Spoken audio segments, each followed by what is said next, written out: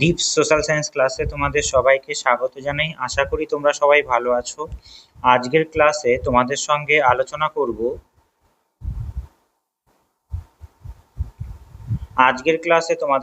আলোচনা করব প্রাকৃতিক ভূগোলের জীবমণ্ডল যে অধ্যায় আছে সেখান থেকে গুরুত্বপূর্ণ পরীক্ষায় আসার মতো প্রশ্ন নিয়ে, এবং সেই প্রশ্নগুলোর শুধুমাত্র উত্তর বলবো না, সেই প্রশ্নের উত্তরের ব্যাখ্যা সহযোগে আলোচনা তোমাদের সামনে করব।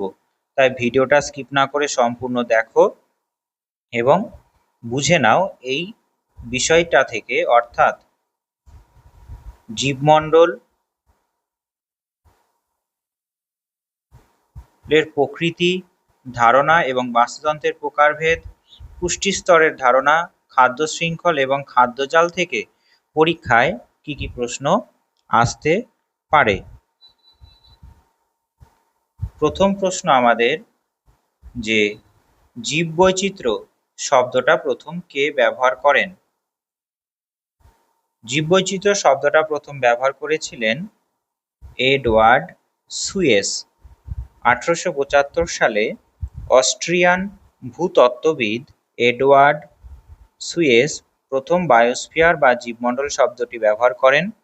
পরবর্তীতে 1926 সালে ভ্লাদিমির ভার্নাডস্কি এই ধারণাকে পরিবেশবিদ্যার প্রেক্ষাপটে বিস্তারিত রূপ দেন। অন্যদিকে যদি বলি, আর্থার টানসলে বাস্তুতন্ত্র এবং আর্নেস্ট হেকেল ইকোলজি শব্দের প্রবক্তা। 2 নম্বর প্রশ্ন, জীবমণ্ডলের উলম্ব বিস্তার বায়ুমণ্ডলে সাধারণত কত কিমি উচ্চতা পর্যন্ত লক্ষ্য করা যায়? প্রায় 15 কিমি পর্যন্ত লক্ষ্য করা যায়। জীবমণ্ডলের উলম্ব বিস্তার বায়ুমণ্ডলে সাধারণত ট্রপোস্ফিয়ারের শেষ সীমা অর্থাৎ প্রায় 15 কিমি উচ্চতা পর্যন্ত ধরা হয়। যদিও বেশিরভাগ পাখির উড্ডয়ন ও ব্যাকটেরিয়ার উপস্থিতি ভূপৃষ্ঠের কাছাকাছি 6 কিমির মধ্যেই সীমাবদ্ধ থাকে, তবে তাত্ত্বিকভাবে ও সামগ্রিকভাবে এর বিস্তার 15 কিমি পর্যন্ত বিস্তৃত। 2 নম্বর প্রশ্ন, পরিবেশবিদ্যার জনক কাকে বলা হয়? এখানে উত্তর, আলেকজান্ডার ভন হামবোল্টকে পরিবেশবিদ্যার জনক বলা হয়। আধুনিক পরিবেশবিদ্যা ও উদ্ভিদ ভূগোলের ভিত্তিপ্রস্তর স্থাপনে অসামান্য অবদানের জন্য তাকে পরিবেশবিদ্যার জনক বলা হয়। 4 নম্বর প্রশ্ন,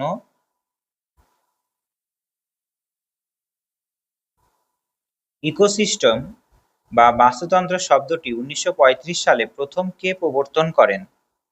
উত্তর, এজি টানসলে।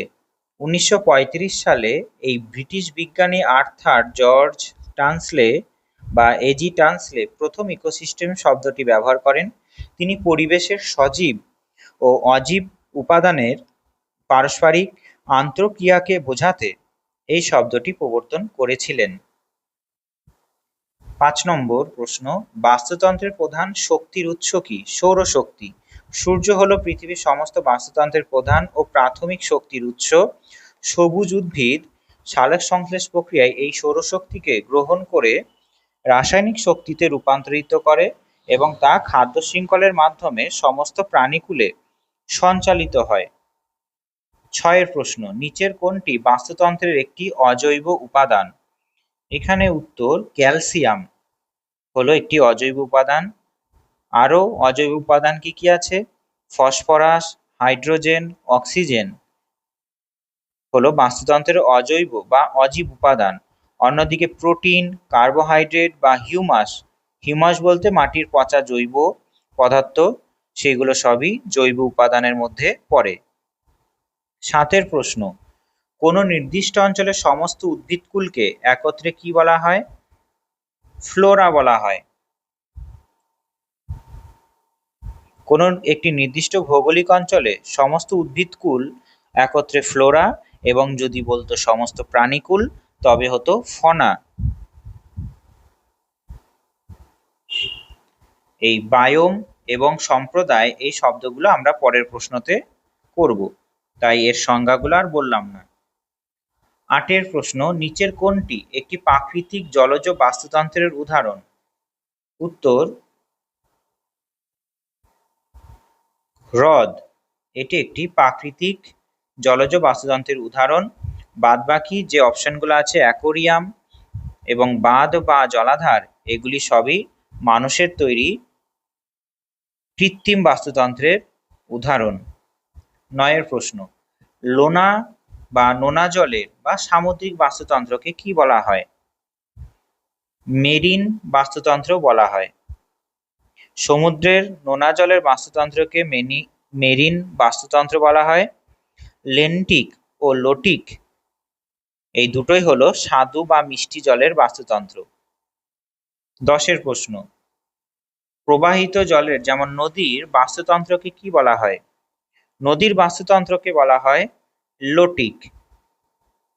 অর্থাৎ নদীর জল প্রবাহিত হয়, তাই যদি বলে প্রবাহিত জল তাহলে হবে লোটিক, আর যদি বলে স্থির জলাশয় তাহলে হবে লেন্টিক।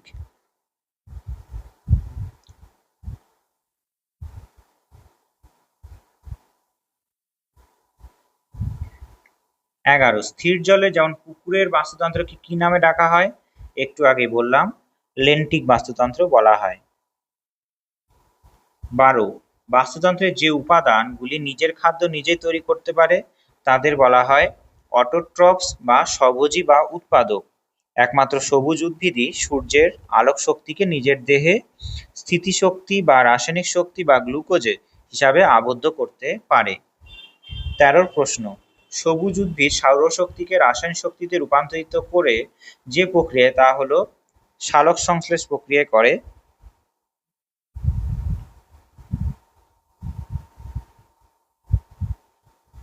14 প্রশ্ন, বাস্তুতন্ত্রের মৃত জৈব বস্তুকে ভেঙে সরল উপাদানে পরিণত করে কারা? এখানে হবে বিয়োজক বা রূপান্তরক বা ডিকম্পোজার। যেমন ব্যাকটেরিয়া, ছত্রাক এই ইত্যাদি যে বিয়োজকরা মৃত উদ্ভিদ ও প্রাণীর জটিল জৈব দেহাবশেষকে ভেঙে সরল অজৈব উপাদানে বা খনিজে পরিণত করে মাটিতে মিশিয়ে দেয়। 15 প্রশ্ন, নিচের কোনটি ডেট্রিটাস খাদকের উদাহরণ? কেঁচো। উত্তর হবে কেঁচো হলো ডেট্রিটাস খাদকের উদাহরণ। মৃত জৈব বস্তু বা আবর্জনা খেয়ে যে সমস্ত জীব বেঁচে থাকে তাদেরকে ডেট্রিটাস খাদক বা ডেট্রিভোর বলে। কেঁচো, উইপোকা, গোবর পোকা এর অন্যতম উদাহরণ। 16 প্রশ্ন, বাস্তুতন্ত্রের শক্তি প্রবাহ বা শক্তি সঞ্চালনের বিভিন্ন স্তরগুলিকে কি বলা হয়? উত্তর হবে পুষ্টি স্তর বা ট্রপিক লেভেল বলা হয়। বাস্তুতন্ত্রের খাদ্য শৃঙ্খলের মাধ্যমে শক্তি সঞ্চালনের বা আহারের এক একটি স্তরকে পুষ্টি স্তর বা ট্রপিক লেভেল বলা হয়। গ্রিক শব্দ ট্রপিক কথার অর্থ হলো পুষ্টি। 17 প্রশ্ন, খাদ্য শৃঙ্খলের প্রথম পুষ্টি স্তর সর্বদা কারা অবস্থান করে? অর্থাৎ ট্রপিক লেভেলে প্রথমে কারা অবস্থান করবে? প্রথম অবস্থান করবে উৎপাদক বা সবুজ উদ্ভিদ, আর বিয়োজক হবে সবার শেষে। 18 প্রশ্ন, হরিণ বা ছাগল খাদ্য শৃঙ্খলে কোন পুষ্টি স্তরের অন্তর্গত? উত্তর হবে এরা যেহেতু তৃণভোজী, সবুজ উদ্ভিদকে খেয়ে বেঁচে থাকে, তাই এরা হলো দ্বিতীয় পুষ্টি স্তরের অন্তর্গত। 19, লিন্ডেম্যানের শক্তির 10% নিয়ম কত সালে প্রকাশিত হয়েছিল? এই লিন্ডেম্যান 10% নিয়মের প্রকাশিত হয়েছিল 1942 সালে। তিনি বলেছিলেন যে একটা পুষ্টি স্তর থেকে আরেকটা পুষ্টি স্তরে শক্তি কেবল 10%ই স্থানান্তরিত হয়, আর 90% প্রত্যেকটা প্রাণীর শোষণ কার্য ও তাপ হিসাবে তার শরীরে কাজে লাগে। 20 নম্বর, লিন্ডেম্যানের নিয়ম অনুযায়ী এক পুষ্টি স্তর থেকে পরবর্তী পুষ্টি স্তরে কত শতাংশ শক্তি স্থানান্তরিত হয়? 10%। 21, বাস্তুতন্ত্রের শক্তি প্রবাহ সর্বদা কেমন হয়? বাস্তুতন্ত্রের শক্তি প্রবাহ সর্বদা একমুখী হয়। ঠিক আছে, অর্থাৎ সবুজ উদ্ভিদ থেকে তৃণভোজীতে যাওয়ার পরে সেটি পুনরায় আবার তৃণভোজীতে ফিরে আসে না কখনো। কিন্তু যদি বলে পুষ্টি মৌল বা খনিজ মৌল যেমন কার্বন, তারপরে অক্সিজেন, নাইট্রোজেন, এগুলো কিন্তু চক্রাকারে, অর্থাৎ জৈব ভূ রাসায়নিক চক্র যে চলে সেই চক্রাকারে আবার পুনরায় একই জায়গায় ফিরে আসে। 22, পুষ্টিস্তরের ওপরের দিকে যাওয়ার সাথে সাথে মোট শক্তির পরিমাণ কি পরিবর্তন হয়? যত উপরের দিকে যাওয়া যায় তত শক্তির পরিমাণ হ্রাস পায় 10% নিয়ম অনুসারে। 23 প্রশ্ন, উৎপাদক থেকে শুরু করে ক্রমান্বয়ে খাদ্য খাদকের মধ্যে সম্পর্কের ভিত্তিতে শক্তির প্রবাহকে কি বলা হয়? খাদ্য শৃঙ্খল বলা হয়। আর এখানে পুষ্টি চক্র হলো, আমরা জানি যে যে কোনো খনিজ মৌল যেমন জৈব ভূ রাসায়নিক চক্র চক্রাকারে চলে, সেটা হলো পুষ্টি চক্র। সেখানে কার্বন, অক্সিজেন, নাইট্রোজেন এইগুলো চক্রাকারে চলে। 24, যে খাদ্য শৃঙ্খল সবুজ উদ্ভিদ থেকে শুরু হয়ে তৃণভোজী ও মাংসাশী প্রাণীদের মধ্যে বিস্তৃত হয় তাকে কি বলা হয়? তাকে বলা হয় চারণভূমি বা গ্রেজিং খাদ্য শৃঙ্খল। ঠিক আছে, তাকে বলা হয় চারণভূমি বা গ্রেজিং খাদ্য শৃঙ্খল। আমি এইটা পরজীবী খাদ্য শৃঙ্খল এবং ডিটিটাস খাদ্য শৃঙ্খল এখানে আর এক্সপ্লেন করছি না, আমি পরের যে প্রশ্ন আছে সেখানেই আছে, দেখো। ঠিক আছে, পরজীবী খাদ্য শৃঙ্খল এবং মৃতজীবী খাদ্য শৃঙ্খল, ডেটিটাস খাদ্য শৃঙ্খল পরের প্রশ্নতেই আছে, তাই আর এক্সপ্লেন করলাম না। 25, মৃত উদ্ভিদ ও প্রাণীর দেহাবশেষ থেকে শুরু হওয়া খাদ্য শৃঙ্খলকে বলা হয়? উত্তর হবে ডেট্রিটাস খাদ্য শৃঙ্খল। মৃত উদ্ভিদ ও প্রাণীর দেহাবশেষ থেকে শুরু হওয়া খাদ্য শৃঙ্খলকে বলা হয় ডেট্রিটাস খাদ্য শৃঙ্খল। 26, উদ্ভিদ প্লাঙ্কটন, প্রাণী প্লাঙ্কটন, ছোট মাছ, বড় মাছ, এটি কোন ধরনের খাদ্য শৃঙ্খল হবে? উদ্ভিদ প্লাঙ্কটন, প্লাঙ্কটন মূলত জন্মায় নদীতে বা সমুদ্রের মধ্যে, তাই এখানে মনে রাখবে এটা হবে স্থলজ গ্রেজিং খাদ্য শৃঙ্খল, অর্থাৎ জলের মধ্যে থেকে, জলজ নয়, স্থলজ নয়, এটা হবে জলজ গ্রেজিং খাদ্য শৃঙ্খল। জলজ গ্রেজিং খাদ্য শৃঙ্খল অর্থাৎ এই উদ্ভিদ প্লাঙ্কটন, প্রাণী প্লাঙ্কটন এগুলো জলে জন্মায়। 27, বাস্তুতন্ত্রের একাধিক খাদ্য শৃঙ্খল পরস্পর যুক্ত হয়ে যে জটিল জালিকা তৈরি করে তাকে কি বলে? সেটি হবে খাদ্য জাল। কোনো বাস্তুতন্ত্রে এক বা একাধিক খাদ্য শৃঙ্খল কখনোই স্বাধীনভাবে কাজ করতে পারে না, বরং তারা পুষ্টি স্তরে বিভিন্ন বিন্দুতে পরস্পরের সাথে যুক্ত হয়ে একটি জটিল জালের মতো বিন্যাস তৈরি করে, একে খাদ্য জাল বলে। যেমন আমরা বলতে পারি যে ঘাসকে খরগোশ যেমন খাচ্ছে তেমনই ঘাস ফড়িংও খাচ্ছে। এবার খরগোশকে যেমন চিল খাচ্ছে, আবার ব্যাঙ খাচ্ছে ঘাস ফড়িং। এবার চিল যেমন খরগোশকে খায় তেমন ব্যাঙকেও খায়। ঠিক আছে, আবার আমরা বলতে পারি যে একটা তৃণভোজী প্রাণী যেমন হরিণ, তাকে কে খাচ্ছে? সিংহও খাচ্ছে, আবার বাঘও খাচ্ছে, শিয়ালও খেতে পারে, আবার হায়নাও খেতে পারে। তাহলে এই যে কমপ্লেক্স একটা খাদ্য শৃঙ্খল, অনেক কটা খাদ্য শৃঙ্খল একসঙ্গে মিলে যাচ্ছে, এটা হলো খাদ্যজাল। খাদ্যজালের জটিলতা বাস্তুতন্ত্রের স্থায়িত্বের ওপর কি প্রভাব ফেলে?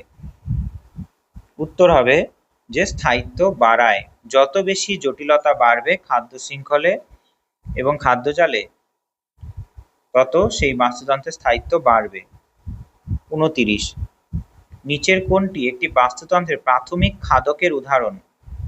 প্রাথমিক খাদকের উদাহরণ হবে ফড়িং, ঘাস ফড়িং। 30 প্রশ্ন, বাস্তুতন্ত্রের পুষ্টি উপাদান বা খনিজ মৌলগুলির চক্রাকার আবর্তনকে কি বলা হয়? উত্তর হবে জৈব ভূ রাসায়নিক চক্র বলা হয়। এখানে কার্বন, নাইট্রোজেন, জল সজীব উপাদান এবং অজীব পরিবেশের মধ্যে চক্রাকারে আবর্তিত হতে থাকে, একেই জৈব ভূ রাসায়নিক চক্র বলা হয়। 31, ইকোলজিক্যাল পিরামিড প্রথম কে ধারণা দেন? ইকোলজিক্যাল পিরামিডের প্রথম ধারণা দেন চার্লস এলটন, 1927 সালে এর ধারণা দেন, তাই একে এলটনিয়ান পিরামিডও বলা হয়। 32, কোন ধরনের ইকোলজিক্যাল পিরামিড সর্বদা সোজা বা ঊর্ধ্বমুখী হয়? এখানে সোজা বা ঊর্ধ্বমুখী সবসময় হবে, অর্থাৎ এই রকম এটা হবে সব সময় কোথায় হবে? শক্তির পিরামিডে।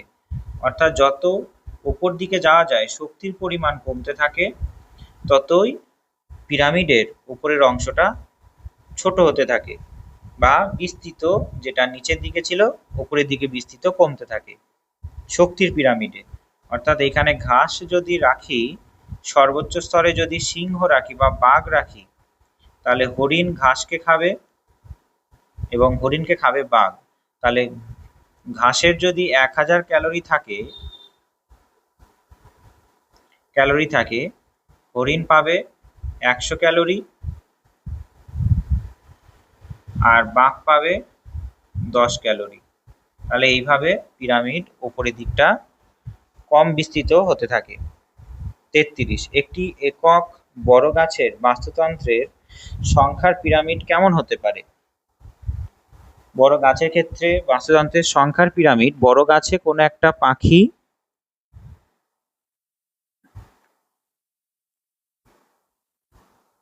অর্থাৎ এখানে ধরে নাও বড় গাছ, একটা বড় গাছ,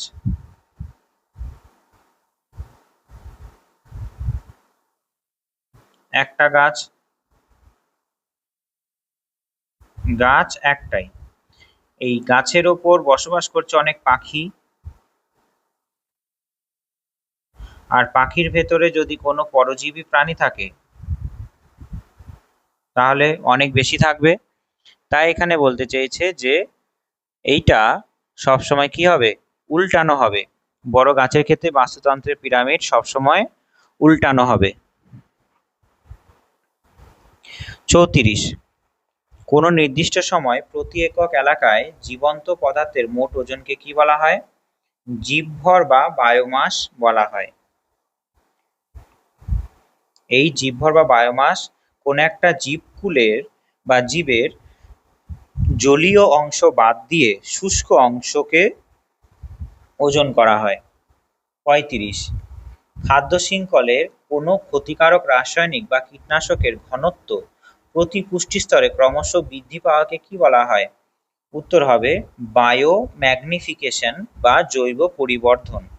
জলে বা মাটিতে যে ডিডিটি মিশে থাকছে বা ভারী ধাতুর মতো ক্ষতিকারক পদার্থগুলি যদি মিশে থাকে, তাহলে খাদ্য শৃঙ্খলের মাধ্যমে যত উচ্চ স্তরে পৌঁছায় জীবদেহে, তাদের সঞ্চয় বা ঘনত্বের পরিমাণ তত বৃদ্ধি পেতে থাকে। শক্তি কিন্তু কমতে থাকে খাদ্য শৃঙ্খলে প্রত্যেকটা পুষ্টি স্তরে, কিন্তু যদি ক্ষতিকারক রাসায়নিক পদার্থ থাকে, যত প্রত্যেকটা পরবর্তী পুষ্টি স্তরে পৌঁছাবে তত বাড়তে থাকবে।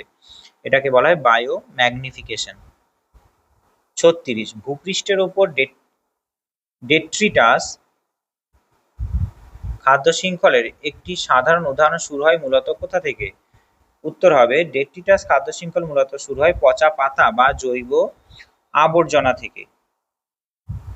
ঠিক আছে, ডেট্রিটাস কথার অর্থই হলো ক্ষয়প্রাপ্ত মৃত জৈব বস্তু। তাই এই খাদ্য শৃঙ্খলের সূচনা সর্বদা পচা পাতা, মৃত প্রাণী বা জৈব আবর্জনা থেকেই শুরু হয়। 37, মানুষের পুষ্টি স্তরের বা খাদ্য শৃঙ্খলের কোন শ্রেণীতে পড়ে? উত্তর হবে মানুষ সব খাবারই খায় বলে মানুষকে বলা হয় অমনিভোর বা সর্বভুক। 38, পৃথিবীর বৃহত্তম বাস্তুতন্ত্র কোনটি?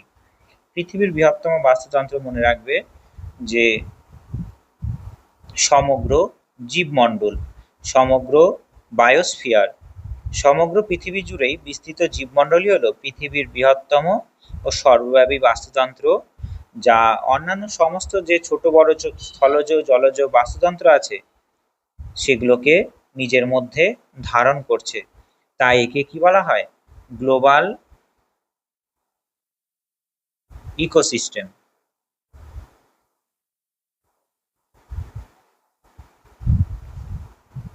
39, একটি পুষ্টিস্তর থেকে অন্য পুষ্টিস্তরে শক্তি স্থানান্তরের সময় সিংহভাগ শক্তি কি হিসাবে অপচয় হয়?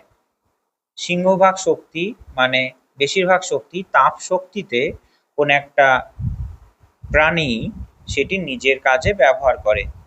ঠিক আছে, তার নিজের যে শোষণ, বিপাক, দৈনন্দিন শারীরিক কাজ আছে সেখানে অপচয় হয়। 40 নিচের কোন স্তরে জীবের অস্তিত্ব সবচেয়ে কম বা প্রায় নেই বললেই চলে? উত্তর হবে এখানে নিম্ন মেসোস্ফিয়ারে। বায়ুমণ্ডলে মেসোস্ফিয়ার স্তরে তীব্র ঠান্ডা এবং বায়ুর ঘনত্ব অক্সিজেনের পরিমাণ নগণ্য হয় এখানে কোনো জীবের অস্তিত্ব বা বেঁচে থাকার সম্ভাবনা নেই বললেই চলে। 41 দাগের প্রশ্ন, জীবমণ্ডলে অস্তিত্বের জন্য আবশ্যিক উপাদানগুলির মধ্যে প্রধান কোনটি? তরল, জল ও অনুকূল তাপমাত্রা। ঠিক আছে, অনুকূল তাপমাত্রা এইটা হলো সব থেকে আবশ্যিক উপাদান। 42 বাস্তুতন্ত্রের শক্তির পিরামিড সর্বদা সোজা হওয়ার মূল কারণ কি? শক্তি ক্ষয় হয় এবং তাপগতিবিদ্যার সূত্র, অর্থাৎ শক্তির পিরামিড যদি হয় তাহলে সর্বদা কি হয়, যে পিরামিডটি সোজা হয়। 43 বাস্তুতন্ত্রের অন্তর্গত কোনো একটি নির্দিষ্ট প্রজাতির জীবকে নিয়ে আলোচনা করাকে কি বলা হয়? একটি নির্দিষ্ট পরিমাণ জীব যদি বলা হয় তাহলে হবে অটো ইকোলজি। Auto ecology. এবং সমগ্র জীব সম্প্রদায় নিয়ে যদি আলোচনা করা হয় তাহলে হবে সিন ইকোলজি। যেমন সুন্দরবনে বাঘ নিয়ে আলোচনা হলো অটো ইকোলজি, কিন্তু সুন্দরবনের সমগ্র জীব প্রজাতি নিয়ে আলোচনা হবে সিন ইকোলজি। 44 উদ্ভিদের সালোক সংশ্লেষ প্রক্রিয়ায় উৎপন্ন মোট জৈব পদার্থকে কি বলা হয়? গ্রস প্রাথমিক উৎপাদন।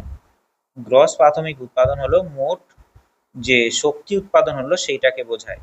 আর যেটা উদ্ভিদ ব্যয় করলো নিজের প্রয়োজনে আর বাদ বাকি যেটুকু পড়ে রইলো সেটাকে বলা হয় নেট প্রাথমিক উৎপাদন। 45 উদ্ভিদ তার নিজের শোষণ কার্যের পর যে পরিমাণ শক্তি বা জৈব পদার্থ অবশিষ্ট রাখে তাকে কি বলা হয়? তাকে বলা হয় নেট প্রাথমিক উৎপাদন, যেটুকু অবশিষ্ট রইল। 46 জীবমণ্ডলে কোন অংশে সামুদ্রিক জীবের আধিক্য সবচেয়ে বেশি দেখা যায়? সামুদ্রিক জীবের আধিক্য সব থেকে বেশি দেখা যাবে যে 200 মিটারের মধ্যে সূর্যের আলো পৌঁছায় সেই জায়গাতে। তাই এটা হবে কি, সমুদ্রের উপকূলবর্তী অঞ্চল, নেরিটিক অঞ্চল, 200 মিটারের মধ্যে যে অঞ্চল সেটাকে বলা হয় সামুদ্রিক জীবের আধিক্য অঞ্চল। বাস্তুতন্ত্রের পুষ্টি স্তরের সংখ্যা সাধারণত 4 থেকে 5টির বেশি হয় না কেন? কারণ আমরা জানি যে প্রত্যেকটা পুষ্টি স্তরে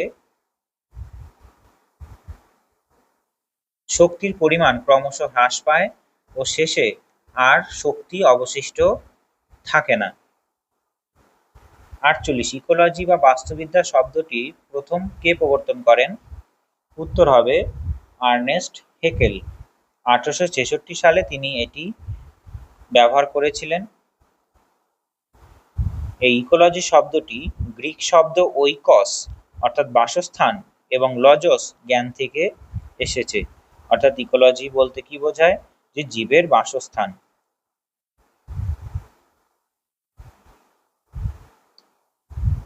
জীবের বাসস্থান নিয়ে জীব সম্পর্কে যে বিজ্ঞানে আলোচনা করা হয়। 49 বায়োমের প্রধান নিয়ন্ত্রক উপাদান কোনটি? বায়োমের প্রধান নিয়ন্ত্রক উপাদান হলো জলবায়ু, উষ্ণতা ও বৃষ্টিপাত। কোন অঞ্চলে জলবায়ু বিশেষ করে গড় তাপমাত্রা এবং বার্ষিক বৃষ্টিপাতের পরিমাণের উপরই নির্ভর করে সেখানে একটা নির্দিষ্ট পরিমাণ উদ্ভিদ ও প্রাণী প্রজাতি গড়ে ওঠে। ঠিক আছে, যেমন অতিরিক্ত বৃষ্টি ও তাপে ক্রান্তীয় বৃষ্টি অরণ্যের বায়োম তৈরি হয়েছে। 50 একটি কৃত্রিম মানুষ দ্বারা তৈরি বাস্তুতন্ত্রের উদাহরণ কি হবে? উত্তর ধান ক্ষেত বা শস্যক্ষেত্র।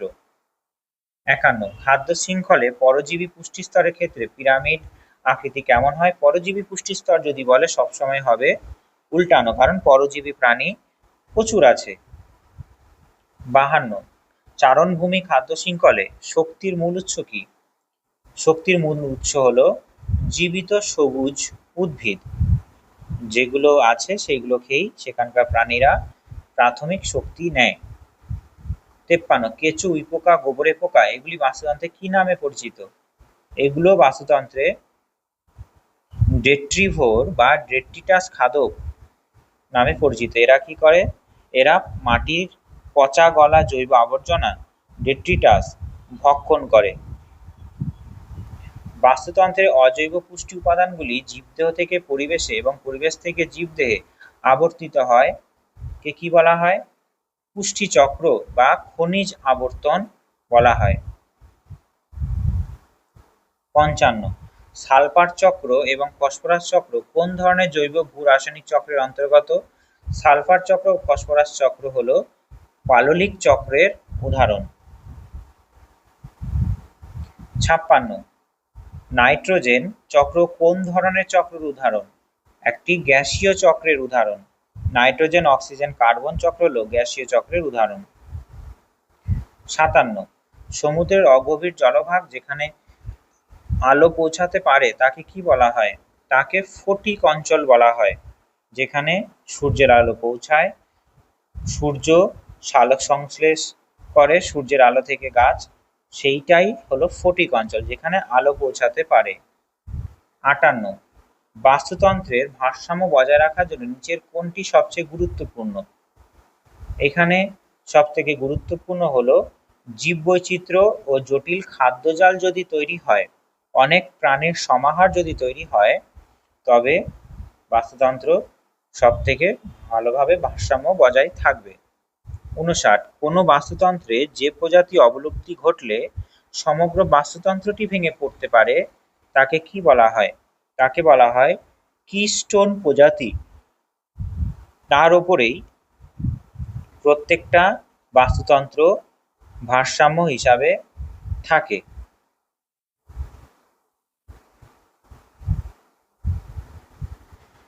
যেমন উদাহরণ হিসাবে বলতে পারি যে সুন্দরবন বা ভারতের অন্যান্য বনাঞ্চলের মতো বাস্তুতন্ত্রে বাঘ হলো একটি শীর্ষ শিকারী। বাঘ, হরিণ, বুনো শুয়োর ইত্যাদি তৃণভোজী প্রাণীদের সংখ্যা নিয়ন্ত্রণে রাখে। যদি বাঘ না থাকে তবে তৃণভোজী প্রাণীর সংখ্যা অতিরিক্ত বেড়ে যাবে এবং তারা বনের সমস্ত গাছপালাকে শেষ করে ফেলবে, যা পুরো বনের বাস্তুতন্ত্রকে ধ্বংসের মুখে ঠেলে দেবে। ঠিক আছে, এই রকম এইখানে তাহলে বাঘ হলো কিস্টোন প্রজাতির উদাহরণ। তারপরে 60 নম্বর প্রশ্ন বলছে যে সুন্দরবনের বাস্তুতন্ত্রে একটি প্রধান বা কিস্টোন প্রজাতি কি? উত্তর হবে রয়্যাল বেঙ্গল টাইগার হলো বাস্তুতন্ত্রের একটি প্রধান বা কিস্টোন প্রজাতি। 61 পুষ্টিস্তরের বিন্যাস অনুযায়ী ব্যাঙ বা গিরগিটি সাধারণত কোন শ্রেণীর খাদক?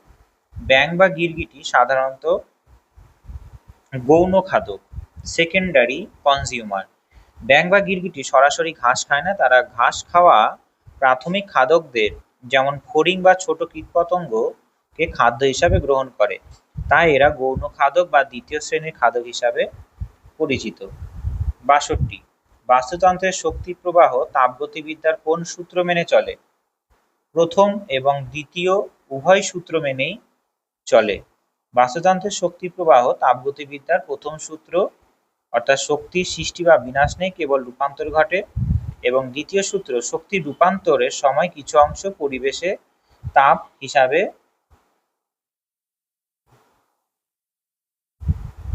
অপচয় বা এন্ট্রপি বৃদ্ধি করে, অর্থাৎ উভয়ই পুঙ্খানুপুঙ্খভাবে মেনে চলে। প্রথম সূত্র অনুযায়ী কি বললাম? শক্তি সৃষ্টি বা বিনাশ নেই, কেবল রূপান্তর ঘটে, এবং দ্বিতীয় সূত্রে কি বললাম? শক্তি রূপান্তরের সময় কিছু অংশ পরিবেশে তাপ হিসাবে অপচয় হয় বা এন্ট্রপি বৃদ্ধি করে, অর্থাৎ একটা প্রাণী তার নিজের কাজে ব্যবহার করে, তার জন্য পরবর্তী পুষ্টি স্তরে 10% করে কমতে থাকে। 63 বাস্তুতন্ত্র হলো পরিবেশের গঠনগত কার্যগত একক। এই উক্তিটি কার? এই উক্তিটি হলো ইপি ওডামের। ইপি ওডাম এই উক্তি দিয়েছেন, বিখ্যাত পরিবেশবিদ। তার সংজ্ঞায় বলেছিলেন যে বাস্তুতন্ত্র হলো প্রকৃতির বা পরিবেশের গঠনগত ও কার্যগত একক, structural and functional unit of nature. 64 পুকুরের বাস্তুতন্ত্রের জীবভরের পিরামিড সাধারণত কেমন হয়? পুকুরের বাস্তুতন্ত্র হবে জীবভরের পিরামিড উল্টানো বা বিপরীত হবে। তার কারণ পুকুরের বাস্তুতন্ত্রে প্লাঙ্কটনের পরিমাণ যা আছে তার তুলনায় অনেক বড় মাছের পরিমাণ বেশি আছে, তাই প্লাঙ্কটন অনেক কম ওজন প্লাঙ্কটন,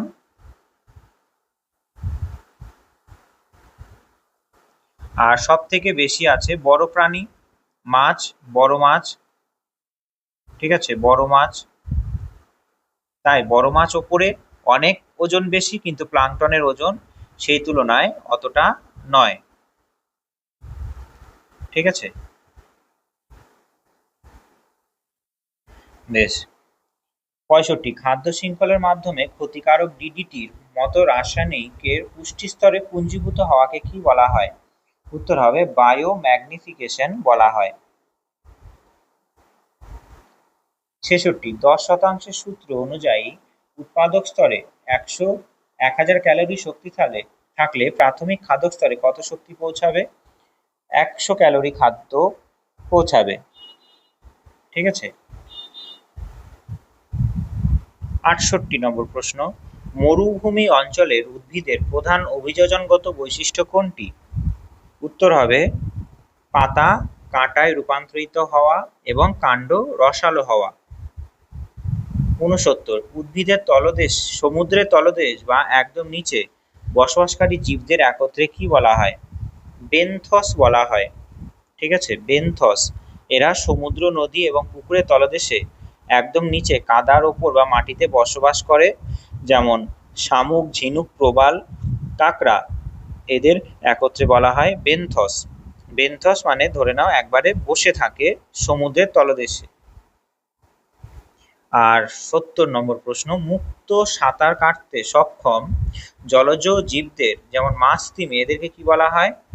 নেকটন বলা হয়। নেকটন। এরা কি করে? স্বচ্ছন্দে সাঁতার কাটতে পারে, ভেসে থাকতে পারে, ইচ্ছামতো স্বাধীনভাবে এদিক ওদিক যেতে পারে। 71, জলের ওপর ভেসে থাকা আণুবীক্ষণিক উদ্ভিদ কণাকে কি বলা হয়? ফাইটোপ্লাঙ্কটন বলা হয়। ঠিক আছে, জলের উপর ভেসে থাকা আণুবীক্ষণিক সজীব উদ্ভিদ কণাকে ফাইটোপ্লাঙ্কটন বলে।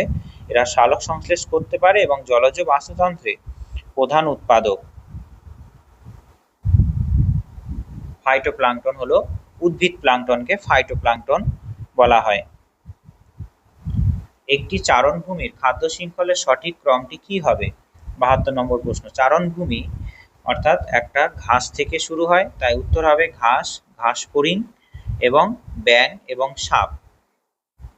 এটাই হবে চারণভূমি খাদ্য শৃঙ্খলের সঠিক ক্রম।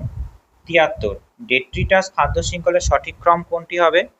মরা পাতা, ছত্রাক, ব্যাকটেরিয়া এবং কৃমি। এটা হবে অপশন বি। ডেট্রিটাস মানে পচা পাতা থেকে, যেখান থেকে শুরু হয় খাদ্য শৃঙ্খল। 74, বাস্তুতন্ত্রের শক্তির অপচয় বা তাপ হিসাবে মুক্ত হওয়াকে তাপগতিবিদ্যার কোন সূত্র ব্যাখ্যা করে? উত্তর হবে দ্বিতীয় সূত্র ব্যাখ্যা করে। 75, জীবমণ্ডলের ক্ষেত্রে বা পরিধি বায়ুমণ্ডলের কোন স্তর পর্যন্ত সবচেয়ে সক্রিয় থাকে? 75 এর প্রশ্ন হবে, উত্তর হবে ট্রপোস্ফিয়ারে। ট্রপোস্ফিয়ারে সব থেকে জীবমণ্ডলের বিস্তার বেশি, কারণ এখানে মেঘ, বৃষ্টি, অক্সিজেন, অনুকূল তাপমাত্রা আছে। 76, শিলামণ্ডলের গভীরতার সাথে জীবের উপস্থিতি কমে যাওয়ার মূল কারণ কি? কারণ যত শিলামণ্ডলের গভীরতা বাড়ে তত আলো, বাতাস ও খাদ্যের অভাব এবং চরম চাপ ও উষ্ণতা বাড়তে থাকে। 77, একটি নির্দিষ্ট ভৌগোলিক অঞ্চলের বিভিন্ন সম্প্রদায়ের বা বাস্তুতন্ত্রের মধ্যবর্তী বৈচিত্র্যকে কি বলা হয়? 77 এর প্রশ্ন হবে গামা বৈচিত্র্য।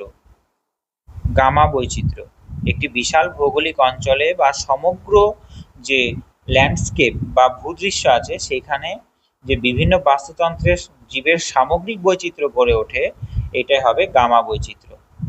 ঠিক আছে, আর একটি নির্দিষ্ট বাসস্থানের বৈচিত্র্য যদি বলতো তাহলে হতো আলফা, আর দুটি বাসস্থানের মধ্যবর্তী বৈচিত্র্য যদি বলতো তাহলে হতো বিটা।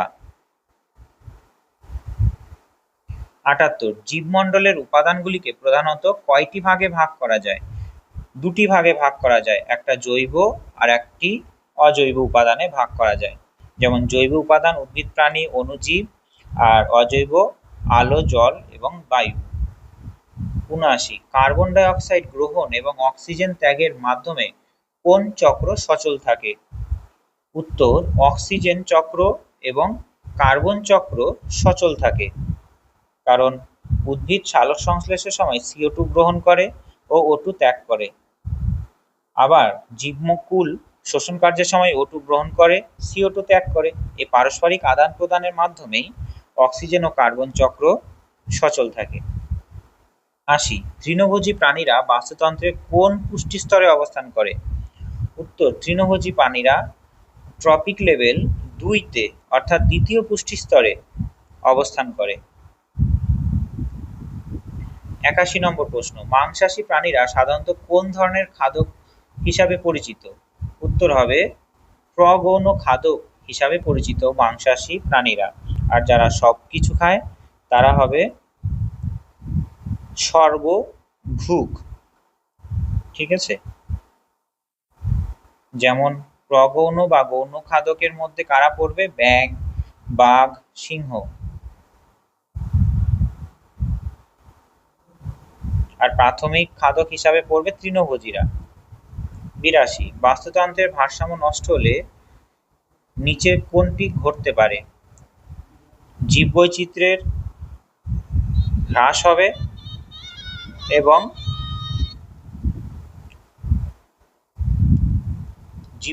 হ্রাস হবে এবং পরিবেশগত বিপর্যয় নেমে আসবে। ৮৩ একটি খাদ্য শৃঙ্খলে পুষ্টি স্তরের সংখ্যা বৃদ্ধির সাথে সাথে জীবের সংখ্যার কি পরিবর্তন ঘটে? জীবের সংখ্যা ক্রমশ হ্রাস পায়। খাদ্য শৃঙ্খলের নিচের স্তর উৎপাদক ও প্রাথমিক খাদক জীবের সংখ্যা সবসময় অনেক বেশি থাকে। পুষ্টি স্তরে যত উপরের দিকে যাওয়া যায়, শক্তির অভাবের কারণে জীবের মোট সংখ্যাও ক্রমশ কমতে থাকে। ৮৪ সুন্দরবনের ম্যানগ্রোভ বাস্তুতন্ত্রের উদ্ভিদের প্রধান বৈশিষ্ট্য কোনটি? উত্তর হবে যে শ্বাসমূল এবং ঠেসমূল এদের আছে, যাতে জোয়ারের জলে কোনো সমস্যা না হয়। শ্বাসমূল দিয়ে তারা শোষণ কার্য চালায়, আর ঠেসমূল যাতে যখন জোয়ার আসবে তখন তাতে তাদের কাণ্ড জলের সঙ্গে, জলের ঢেউয়ে বা স্রোতে না ভেঙে যায়। ৮৫ বাস্তুতন্ত্রের হোমিওস্ট্যাসিস বলতে কি বোঝায়? বাস্তুতন্ত্রের হোমিওস্ট্যাসিস বলতে বোঝায় যে বাস্তুতন্ত্রের যে স্বনিয়ন্ত্রিত এবং নিজ ভারসাম্য বজায় রাখার ক্ষমতাকে বোঝায়। ৮৬ খাদ্য শৃঙ্খলে ছোট হলে শক্তির অপচয় কেমন হয়? শক্তির অপচয় কম হয়। ঠিক আছে, খাদ্য শৃঙ্খল ধাপ বা পুষ্টি স্তরের সংখ্যা যত কম হবে, যেমন উদ্ভিদ, মানুষ, শক্তি রূপান্তরের ধাপ কমে যাওয়ার কারণে শক্তির অপচয় তত কম হবে এবং সে স্তরে জীব তত বেশি শক্তি পাবে। ৮৭ যে সমস্ত জীব জলভাগের উপরে স্তরে মুক্তভাবে ভেসে বা সাঁতার কেটে ভেসে বেড়ায় তাদেরকে কি বলা হয়? তাদেরকে বলা হয় কি ধরনের প্রাণী? তাদেরকে বলা হবে পিলেজিক জীব, যারা মুক্তভাবে ভেসে বা সাঁতার কেটে বেড়ায়। ৮৮ বাস্তুতন্ত্রের শক্তি প্রভাবের ক্ষেত্রে ইউট্রোফিকেশন শব্দটির সম্পর্ক কিসের? জলাশয়ে পুষ্টি উপাদানের এতটাই আধিক্য হয়ে যায় যে প্রচুর পরিমাণে শৈবালের আবির্ভাব ঘটে। ৮৯ কোন বাস্তুতন্ত্রে শক্তির পিরামিড কখনো উল্টো হতে পারে?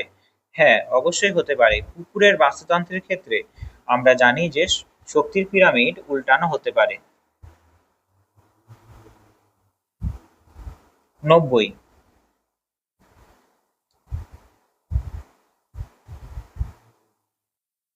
উচ্চ মাধ্যমিক বা দ্বাদশ শ্রেণীর সেমিস্টার প্রথায় ভূগোল বিষয় বায়োস্ফিয়ার অংশটি কোন বিষয়ের সাথে সবচেয়ে বেশি সম্পর্কিত?